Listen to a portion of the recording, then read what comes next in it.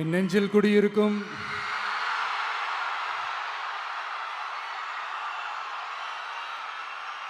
கரூர் சொந்தங்கள், உங்கள் அனைவருக்கும் என்னுடைய வணக்கம்.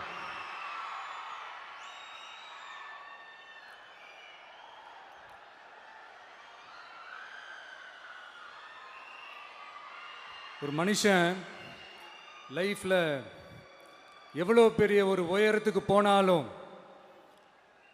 மனசளவில் சில வலிகள், காயங்கள் அதை மறக்க முடியாது இல்லையா? எல்லார் லைஃப்லேயும் அப்படி தான், நமக்கும் அப்படி தான். நிறையா வலிகள், காயங்கள் எல்லாத்தையும் தாண்டி தான் வந்திருக்கிறோம். ஆனால் எல்லாத்தையும் விட ரொம்ப ஜாஸ்தியான அந்த வலியும் அந்த காயமும் எனக்கு அந்த கரூர் சம்பவம் தான்.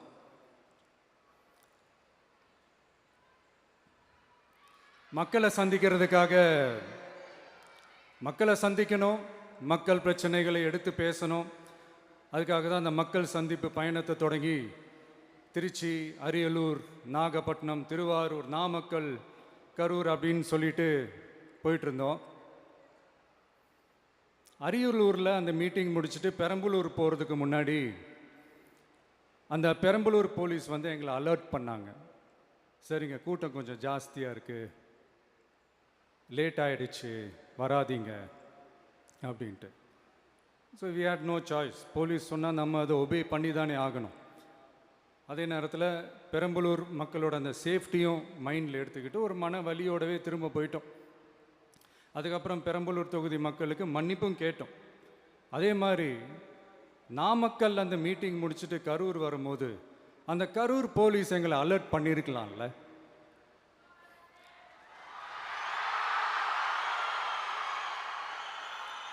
இல்லை சார், இங்கே எதிர்பார்த்ததை விட கொஞ்சம் கூட்டம் அதிகமாக இருக்குது, கண்ட்ரோல் பண்ண முடியல, வராதிங்க. அண்ட் போலீஸ் நினச்சா அவங்க அந்த மீட்டிங்கே கேன்சல் பண்ணலாம். ஏதோ தப்பாக இருக்குது, ஏதோ தப்பாக தோணுது அப்படின்னு நினச்சிட்டாலே they have all the rights to cancel the meeting. எங்ககிட்ட கேட்கணும்லாம் ஒன்றும் அவசியமே கிடையாது. ஆனால் அதையெல்லாம் எதுவுமே செய்யாமல் அந்த ஹைவேல இருந்து அந்த ஸ்பாட்டுக்கு போலீஸே எங்களை உள்ளே கூட்டிகிட்டு வந்து விட்டு அந்த நாடகம்லாம் இருக்கு பாருங்க.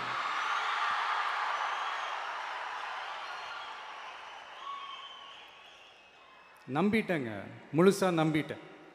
அன்னைக்கு இருந்த அந்த கரூர் போலீஸ் பேசும்போது தேங்க்ஸ்லாம் சொன்னேன் அவங்களுக்கு. எனக்கு தெரியாது இப்படி ஒரு நாடகம் நடக்கும்.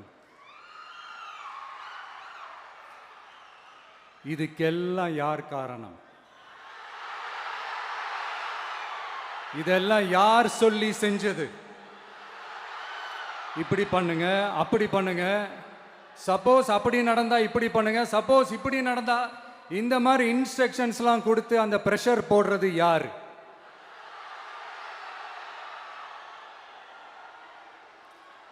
அந்த சம்பவத்தில் நம்ம யாரெல்லாம் இழந்திருக்கோம் தெரியுமா? ஒரு டிவியில் என் படமோ பாட்டோ வந்துச்சுன்னா, அம்மா விஜய் மாமா, அம்மா விஜய் மாமா அப்படின்னு சொல்லி அவங்க அம்மா கிட்ட சிரிச்சுக்கிட்டு அந்த டிவி ஸ்க்ரீனை போய் தொட்டு முத்தம் கொடுத்துக்கிட்டு என் அக்கா தங்கச்சிங்களோட தங்க பிள்ளைகளை இழந்திருக்கோம்யா. மழலை கூட சரியா வராதப்போ ஒரு பேப்பர் மேகசினில் என் ஃபோட்டோவை பார்த்தா அது சிரிச்சுக்கிட்டு அந்த கள்ளங்கபடம் இல்லாத அந்த சிரிப்பு, அந்த கடவுள் மாதிரி இருக்கிற அந்த பச்சை பிள்ளைங்களை இழந்திருக்கோம்யா. என் அக்கா, தங்கச்சி, அண்ணன், தம்பி, குடும்ப உறவுகளை இழந்து அந்த வலியோட இருக்கிற என்ன நீங்கள் ஏளனமா பேசுறீங்களா? என் மேலே பழிய தூக்கி போடுறீங்களா? இப்படி ஒரு சம்பவம் நடந்துருச்சு. இது ஏன், எதனால, அதுக்கான பின்னணி என்னன்ட்டு அந்த வலியோட வீட்டில் உட்கார்ந்துட்டு இருக்கிறேன். ஓடி ஒளிஞ்சிட்டான்னு வர சொல்றீங்களா? வாயின்னு முன்ன இருந்தா என்ன வேணாலும் பேசுவீங்களா?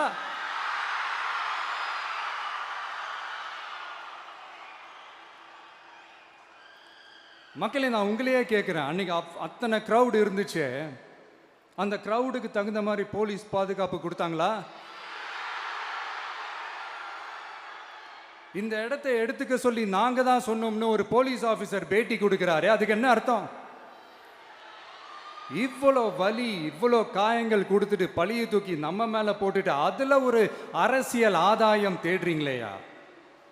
இதுல வாய் கூசாம சட்டசபையில ஸ்டாலின் சார் நம்ம மேல திருப்பி விட்டு அங்க ஒரு அரசியல் செய்றாரு. அதுக்கு என்ன அர்த்தம்? நமக்காக வந்திருக்கிற மக்களை காக்க வைக்கிறதுக்கு நான் ஒன்றும் ஆதாயம் தேடுற அரசியல்வாதியெல்லாம் கிடையாது. மக்களுக்காக அரசியலுக்கு வந்தவன் இந்த விஜய். எனக்காக எல்லாமும் கொடுத்த என் மக்களுக்காக எல்லாத்தையும் விட்டுட்டு மக்களுக்காக மட்டுமே அரசியலுக்கு வந்தவன் இந்த விஜய். அவங்களுக்காக நன்றி கடன் செலுத்துறதுக்காக மட்டுமே அரசியலுக்கு வந்தவன் இந்த விஜய். உங்களுக்கு தான் இந்த விஜயை பத்தி நல்லா தெரியுமே. ஆனா நம்ம எல்லாருக்குமே இத்தனை வலிகள் காயங்கள் கொடுத்தவங்களுக்கு இந்த 2026 தேர்தலில் தக்க பதிலடி கொடுத்துட்டீங்க. ஆனா அது மட்டுமே பத்தாது மக்களே, அது மட்டுமே பத்தாது. காலகாலத்துக்கும் எழுந்திருக்கவே முடியாத அளவுக்கு நிரந்தரமான ஒரு பதிலடியை நீங்க கொடுத்துக்கிட்டே இருக்கணும்.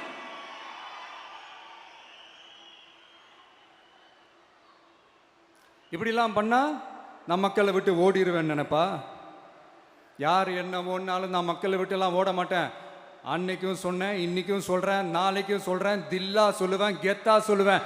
பணமா ஜனமா அப்படின்னு கேட்டா என் ஜனம் தான் எனக்கு முக்கியம்.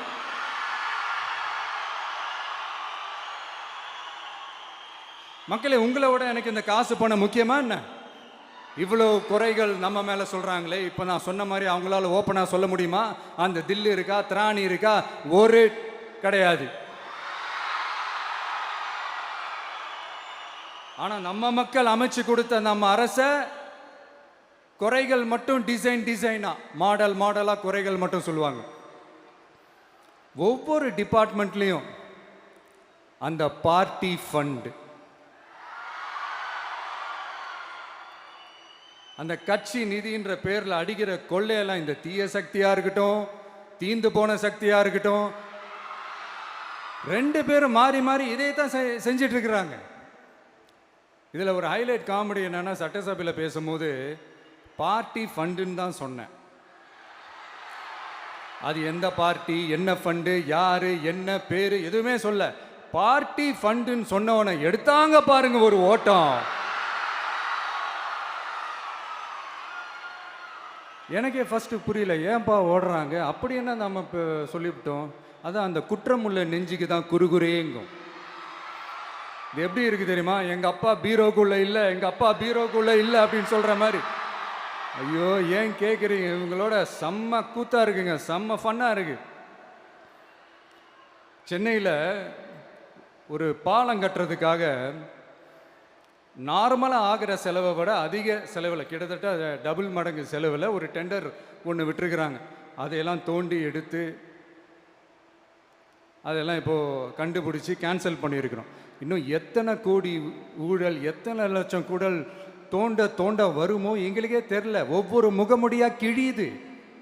ஐயோ, இந்த விஜய் ஒவ்வொரு கதையாக எடுத்து வெளியில் விட்டுருவான் போலேன்ட்டு திரும்புகிற பக்கம்லாம் கதறல் கதறல் கதறல், காதலேருந்து ரத்தம் வராத குறை. ஆமாம், இப்படி ஊழல்லே ஊறி போனவங்க இப்படி தான் இருப்பாங்க.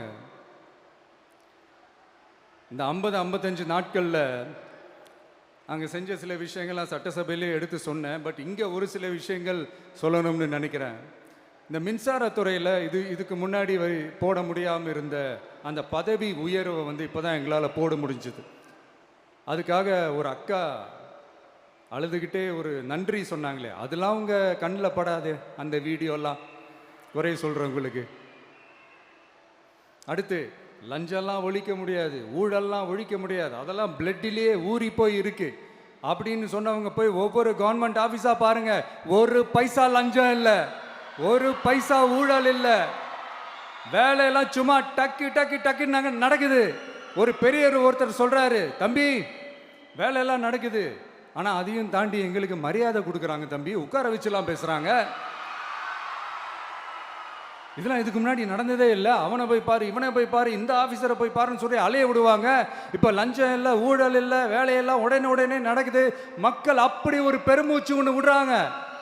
அதை பார்த்து நமக்கு அப்படி ஒரு ஹாப்பினஸ். இதுக்கு மேலே என்ன வேணும்? ஏன் இதெல்லாம் பண்ண முடியாது? மனசுன்னு ஒன்று இருந்தால் பண்ணலாம். இப்போ பண்ணலை. அதே மாதிரி இந்த எல்என்டி நிறுவனத்தோட 18,600 crore-க்கு 3 திட்டங்கள் அந்த ஒப்பந்தம் அந்த கையெழுத்து போட்டிருக்கிறோம். கிட்டத்தட்ட 8,200 பேருக்கு வேலை வாய்ப்பு. நான் சொல்கிறது அந்த 3 மாவட்டத்தை சேர்ந்தவங்களுக்கே அவ்வளோ வேலை வாய்ப்பு. குறுவை சாகுபடிக்காக 134 கோடியில் அந்த சிறப்பு தொகுப்பு திட்டம் அறிவிச்சிருக்கிறோம் நம்ம விவசாயிகளுக்காக. இப்போவும் சொல்கிறேன், நம்ம விவசாய பெருமக்களே, உங்களோட இந்த அரசு கூடவே நிற்கும். பெண்கள் பாதுகாப்புக்காக சிங்கப்பெண் அதிரடி படை, அது உங்களுக்கு நல்லா முன்னாடியே தெரியும். வரப்போகிற அறிஞர் அண்ணா அவர்களுடைய பிறந்த நாளில் உங்கள் அண்ணனுடைய அரசில் தாய் மாமன் தங்க மோதிர திட்டம் அறிவிக்கப்படும். இதெல்லாம் கேட்டாங்களே, வாக்குறுதி கொடுத்தீங்களே, என்னாச்சு என்னாச்சுன்னு. இந்த தீய சக்தி மாதிரி ரீல் தாய் மாமன்லாம் கிடையாது, ரியல் தாய் மாமன். எப்படி ரியல் தாய் மாமன்.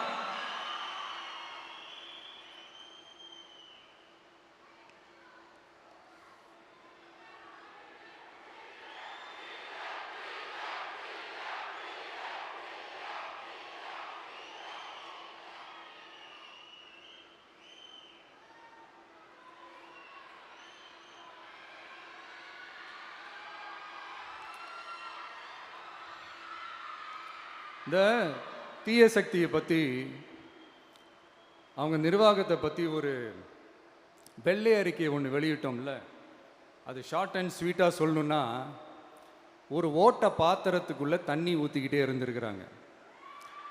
பாத்திரம் எம்டியாகவே இருந்திருக்கு, ஆனால் ஊற்றின தண்ணி தான் எங்கே போச்சுன்னு தெரில. கடவுளுக்கு தான் வெளிச்சம். அது மாதிரி இப்போ நம்ம சொன்னதெல்லாம் சும்மா ஒரு சாம்பிள் தான். இன்னும் வரப்போகிற நாட்களில் உங்கள் அரசனுடைய அந்த விஸ்வரூபத்தை நீங்கள் பார்ப்பீங்க. அடுத்து வாயத்தொடங்க சிஎம். அடாடா, உங்கள் சிஎம் நெஞ்சிலேயே குத்திட்டு வந்தீங்க பாருங்க, அதெல்லாம் வேற லெவல். பேசுங்கன்றீங்க, பேசுனா எந்திரிச்சு ஓடிடுறீங்க. இனிமேல் பேச ஆரம்பிக்கிறதுக்கு முன்னாடி என்ன பண்ணணும் அப்படின்னா, ஒரு நண்பர் ஒருத்தர் சொன்னார், மாண்புமிகு பேரவைத் தலைவர் அவர்களே, எல்லா டோரையும் இழுத்து லாக் பண்ணுங்க அப்படின்னு சொல்லிட்டு தான் பேச்ச ஆரம்பிக்கணும் போல் இருக்கு. ஏன்னா பேசிட்டு இருக்கும் போதே எந்திரிச்சு ஓடிடுறாங்க. 5 நிமிஷம் பேசினதுக்கே குளத்தூர்ல கொத்து பரோட்டா போட்டாங்க. இதுக்கு மேலே பேசினா மொத்தமாக முடிஞ்சிடும், பார்த்துக்கங்க. நாம் அரசியல் பேசினா விஜயெல்லாம் அரசியல் பேசலாமா அப்படிங்கிறது. சரிப்பா, நமக்கு எதுக்கு வம்பு, நம்ம பாட்டுக்கு நம்ம வேலையை பார்ப்போம், எதுக்கு அவங்கள பற்றி பேசிக்கிட்டு அப்படின்னு இருந்தால் விஜய்க்கு அரசியலே பேச தெரில அப்படிங்கிறது. இப்படியே மாறி மாறி மேகதாது அணையை பற்றி என்ன தெரியும், விஜயம் அதை பற்றி பேசலை. இப்படி நம்ம அரசியலுக்கு வந்ததுலேருந்தே ஒரு கூட்டம் குறை மேலே குறையா சொல்லிக்கிட்டு, பாட்டுக்கு பாட்டு கச்சேரி எங்களுக்கும் பண்ண தெரியும், பண்ணலாமா? இந்த மேகதாது அணை சம்பந்தமான அந்த வழக்கில் தமிழ்நாட்டோட பெட்டிஷனை சுப்ரீம் கோர்ட் எப்போ ரிஜெக்ட் பண்ணிச்சு? அப்போ யார் ஆட்சியில் இருந்தா? ஏன் ஒழுங்காக வாதாடல? நீங்கள் ஒழுங்காக வாதாடி இருந்தீங்கன்னா அதை ரிஜெக்ட் பண்ணியிருக்க மாட்டாங்கல்ல. ஏன் ஸ்டாலின் சார் வேணும்னே விட்டுட்டாரா?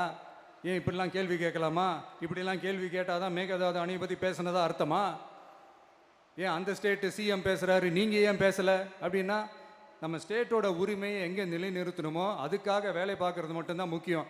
சும்மா சவால் விட்டுக்கிட்டு சீண்டி பார், நான் யார் தெரியுமா, தொட்டு பார், இப்படிலாம் பேசிக்கிட்டு இருந்தால் வேலைக்கு ஆகாது. சும்மா பேசி பேசி பிரச்சனையை வளர்த்துக்கிட்டு யார் மேலே அது பழியை தூக்கி போட்டுட்டு அப்புறம் மக்களை அம்போன்னு தெருவில் விட்டுட்டு இப்படி தான் ஒரு அரசியல் பண்ணணும்னா அந்த அரசியல் நமக்கு தேவையும் இல்லை, அதை நம்ம செய்யவும் போகிறதில்ல. Talk less work more mode தான், அதுதான் நம்ம பாலிசியே. அதனால தான் சட்டசபையில் அந்த அரசினர் தீர்மானம்னு சொல்லி ஒன்று கொண்டு வந்தோம். அது எப்படி டு டேக் இட் ஃபார்வர்ட், எப்படி கொண்டு போகணுமோ அதை சரியாக செய்வோம். சென்ட்ரல் கவர்மெண்ட்லேருந்து அந்த டீலிமிட்டேஷனை திரும்ப கொண்டு வர போகிறதா ஒரு பேச்சு ஒன்று அடிபடுது. யார் என்ன டீலிமிட்டேஷன் கொண்டு வந்தாலும் தமிழ்நாடு அது ஒத்துக்காது. நமக்கான இடத்த யாரும் பறிக்கவும் முடியாது, அது பறிக்கவும் விட மாட்டோம். இப்படி நாம் இருக்கும்போது இந்த தீய சக்தி திமுக எங்கே போய் நிற்குது, யார் கதவை தட்டிக்கிட்டு நிற்குது, அது உங்களுக்கே நல்லா தெரியும். மக்களே, இந்த தீய சக்தியும் தீந்து போன சக்தியும் வேறலாம் இல்லை, கூட்டு களவாணிங்க. சொல்ல முடியுமா அவங்களால? எங்களுக்குள்ள ஒட்டும் இல்லை, உறவும் இல்லை, அறிவிக்க முடியுமா? நிரூபிக்க முடியுமா? இந்த வரப்போகிற இடைத்தேர்தலில் அதை நிரூபித்து காட்டுங்க, அப்புறமா பேசுங்க. மக்களை, என் மனசை விட்டு கரூர் எப்பவும் நீங்கவே நீங்காது. நமக்கு ஏற்பட்ட வேதனையான சம்பவத்தை, நமக்கு எதிராக நடந்த சதிய சூழ்ச்சியை இனி வர்ற ஜென்ரேஷனும் அவங்களுக்கு தெரியப்படுத்தணும்ல. அதுக்காகவே இனி ஒரு அரசியல் சதிய, அரசியல் சூழ்ச்சியை யாரும் யோசிக்கவே கூடாதுன்றதுக்காகவே கரூரில் ஒரு நினைவு சின்னத்தை நம்ம டிவிகே சார்பாக அமைக்கப்படும் அப்படின்றத அறிவிக்கிறோம். அப்புறம் கரூர்லேருந்து ஒட்டுமொத்த தமிழ்நாட்டு மக்களுக்கும் சொல்கிறேன், உங்கள் டிவிகே அரசு உங்களுக்காகத்தான் உழைக்கும். அடிப்படை வசதிகளை முதல்ல நிறைவேற்றணும். ஒரு பக்கம் நிதி நிலைமையை சரி செஞ்சுக்கிட்டே, இன்னொரு பக்கம் அப்படியே நாம் சொன்னதில் ப்ரையாரிட்டி பார்த்து ஒவ்வொன்றா படிப்படியாக நிறைவேற்ற ட்ரை பண்ணுவோம். இது எப்பவும் உங்களுக்கான அரசாக தான் இருக்கும். இந்த விஜய் உங்கள் விஜயாக தான் இருப்பான். நீங்கள் உரிமையோட உங்கள் கவர்மெண்ட்டை நீங்கள் அணுகலாம். இந்த தீய சக்தி ஆட்சி முடிஞ்சு பொட்டிக்குள்ளே போனதுலேருந்து என்னென்னமோ பண்ணுறாங்க, இது ஏதோ பேசுகிறாங்க, சோஃபாங்கிறாங்க, வாஷிங் மிஷினுங்கிறாங்க. இந்த அரசியல் வியாபாரம் பண்ணுறதுக்கான அந்த வெண்டிங் மெஷினே அவங்க தான். யார்? இந்த திமுக. இதில் நம்மளை பார்த்து வாஷிங் மிஷினுங்கிறாங்க. எலெக்ஷனில் ஓட்டுக்கு காசு கொடுக்குற அந்த கலாச்சாரத்தையே, அந்த கல்ச்சரை அடித்து நொறுக்கி இருக்கிறோம். எலெக்ஷன்லேயே அப்படி வேலை பார்த்த நமக்கு எதுக்கு இந்த குதிரை, கழுதை, ஒட்டக பேரெல்லாம்? மக்களின் பக்கம். அப்படி இருக்கும்போது நமக்கு எதுக்கு இந்த பேரெல்லாம்? இந்த திருட்டு திமுக ஆட்சியை வச்சுக்கிட்டு ஊரடிச்சு ஒலையில போட்டு இந்த கொள்ளையை அடிச்சதுனால தான் உங்க கரூர் கம்பெனி ஓனர் ஒருத்தர் எங்க எங்க இருக்காருன்னே தெரியாம ஓடு ஓடு ஓடு ஓடு ஓடு ஓடு ஓடு ஓடு வராம் பாரு வேட்டக்காரன் ஓடினே இருக்கிறாரு. இன்னொருத்தர் ஃபாரின்ல போய் ஒளிஞ்சுக்கிட்டார். ஃபாரின் ஸ்டாலின் சார்ன்னு நினச்சிட போறீங்க. அவர் இல்லை. எனக்கு எப்பவுமே ஸ்டாலின் சார் மேலே ஒரு தனி பாசம் ஒன்று உண்டு. அவர் கிடையாது, இவர் வேற. சிங்கப்பூருக்கு செக்கப்புக்கு போனார்ல அவரு. இன்னும் தோண்ட தோண்ட எத்தனை பேர் மாட்ட போகிறாங்களோ தெரில. உங்ககிட்ட யாராவது லஞ்சம் ஏதாவது கேட்டாங்கன்னா கொடுக்க முடியாது சொல்லுங்கள், நான் இருக்கேன் உங்களோட. அப்படியே யாராவது ஃபோர்ஸ் பண்ணாங்கன்னா இது எங்க மகன், எங்க புள்ள, எங்க அண்ணன், எங்க தம்பி, எங்க விஜய், எங்க விஜயோட ஆட்சின்னு ஸ்ட்ராங்கா சொல்லுங்க. மக்களை, நீங்க கூட இருக்கும் போது லஞ்ச ஊழல் மட்டும் இல்லை, அதிகாரத்தை வச்சு ஆட்டம் போடுற யாரா இருந்தாலும் அடங்கிடுவாங்க. இந்த கடமை, கண்ணியம், கட்டுப்பாடுன்ட்டு ஒரு காலத்தில் கொள்கையோடு இருந்த கட்சியெல்லாம் இன்னைக்கு எப்படி இருக்கான்னு உங்களுக்கே தெரியும். அதாவது இந்த டிவிகே கட்சியோட தலைவரை எதிர்க்கிறதுல ஒரு நியாயம் இருக்கு. ஏன்னா உங்க பொழப்புல மண்ணள்ளி போட்டான். என்ன இந்த ஊழல் லஞ்சம்லாம் பண்ண மாட்டேன்னு சொல்லி உங்க அரசியலையே ஒரு தெருமுனைக்கு கொண்டாந்து விட்டான். மக்கள் வேற அவனை தான் நம்புறாங்க. ஸோ இந்த விஜயை எதிர்க்கிறதுல ஒரு அரசியல் நியாயம் இருக்குது, அது புரிஞ்சுக்கலாம். ஆனால் இன்னைக்கு இந்த விஜயை மக்கள் ஓட்டு போட்டு ஜெயிக்க வச்சு ஒரு தீர்ப்பை கொடுத்து மக்களுக்காக வேலை செய்யறதுக்காக முதலமைச்சராக உட்கார வச்சிருக்கிறாங்க. என்னமோ இன்னமும் நீங்க தான் ஆட்சியில் இருக்கிற மாதிரி விஜய் கரூருக்கெல்லாம் போகக்கூடாது, விஜய் இங்கே போகக்கூடாது, அது செய்யக்கூடாது, இது செய்யக்கூடாதுன்னு எனக்கு புரியலையே. ஆட்சியில் இருக்கும் போது தான் இவ்வளோ கட்டுப்பாடெல்லாம் போட்டீங்க, எஸ்ஓபிஸ்லாம் போட்டீங்க, ஸ்டாலின் சார் ஆப்ரேட்டிங் ப்ரொசீஜர்லாம் போட்டீங்க. இப்போவும் அதே பண்ணிட்டு இருந்தீங்கன்னா என்ன சார் நியாயம்? இல்லை, நான் தெரியாமல் தான் கேட்குறேன். இன்னும் கனவுலையே இருக்கிறீங்களா? முதல்ல முழிச்சு வாங்க, ரியாலிட்டிக்கு வாங்க. உங்கள் ஆட்சியெல்லாம் வீட்டுக்கு போய் டிவிக்கேன்னு ஒரு ஆட்சி வந்து ரொம்ப நாள் ஆச்சு. ஒழுங்கா படி, ஒழுங்கா படி என்று சுப்ரீம் கோர்ட் ஓங்கி மண்டேலியே நறுக்கு நறுக்கு நறுக்கு என்று செம்மட்டியாலே அடிச்சும் இந்த திமுக முழிச்சிக்கல அப்படின்னா அப்போ கொஞ்சம் கஷ்டம்தான். வெற்றி தோல்வியெல்லாம் அரசியலில் சகஜம் சார். அதுக்காகலாம் வெறி பிடிச்சி இந்த பதவி வெறி பிடிச்செல்லாம் அலைய தேவையில்லை. நல்ல விதமாகவே சொல்கிறேன், நியாயமான அரசியல் பண்ணுங்க. ஓ, அதுதான் உங்களுக்கு தெரியாதுல்ல. இந்த தீய சக்தி திருத்தவும் முடியாது, அவங்களா திருந்துவாங்கன்னு பார்த்தா அதுவும் நடக்க போகிறதில்ல. அதனால் வரப்போகிற இடைத்தேர்தலில் மக்களே இந்த தீய சக்தி திமுகவை நல்லா வெச்சு வெளுத்து விடுங்க. கான்ஃபிடண்டா இருங்க மக்களே, நல்லதே நடக்கும், வெற்றி நிச்சயம். மீண்டும் சந்திக்கும் வரை நன்றி, வணக்கம்.